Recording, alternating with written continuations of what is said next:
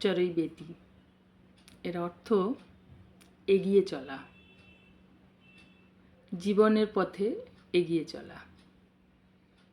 আমাদের জীবন একটা বিশেষ রাস্তা ধরে এগিয়ে চলে।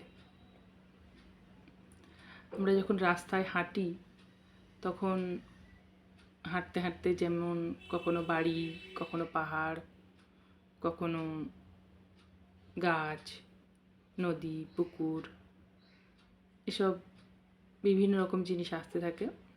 ঠিক সেই রকমই আমরা যখন আমাদের জীবনের পথ চলি তখন বিভিন্ন ঘটনাগুলো আমাদের সামনে এসে দাঁড়ায়। সেই ঘটনাগুলো কখনো আমাদের কাঁদায়, কখনো হাসায়, কখনো আনন্দে অভিভূত হয়ে পড়ি, কখনো আবার দুঃখে মুষড়ে পড়ি। যেমন বিভিন্ন রকম ওয়েদারে, যেমন শীত, গ্রীষ্ম, বর্ষা, সব রকম ওয়েদারে আমরা অভ্যস্ত হতে থাকি, আমরা জীবনযাপন করতে থাকি স্বাভাবিকভাবেই। সব রকম ওয়েদারে আমরা নিজেকে মানিয়ে নিতে থাকি।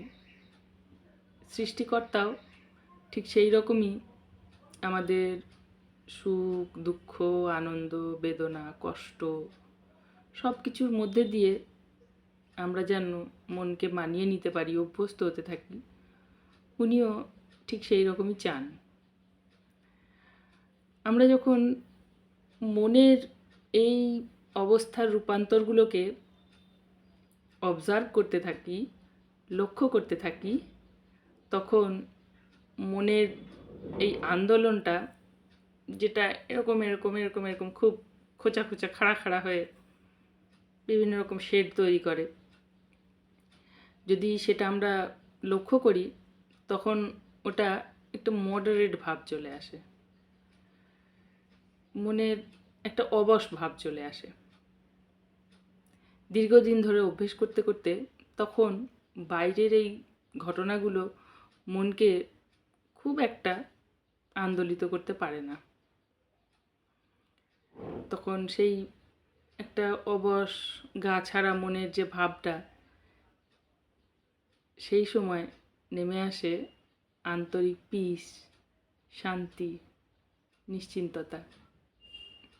ঠিক কীভাবে সেই অবস্থাটা লাভ করা যায় আমি আমার ব্যক্তিগত অভিজ্ঞতা থেকে তা ধীরে ধীরে আপনাদের সামনে তুলে ধরব।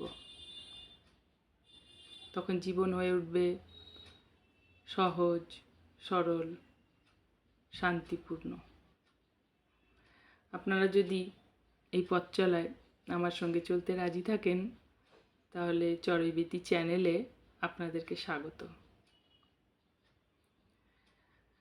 আজকের মতো এখানেই শেষ করছি। পরবর্তী পর্বে আপনাদের সঙ্গে দেখা হবে। নমস্কার।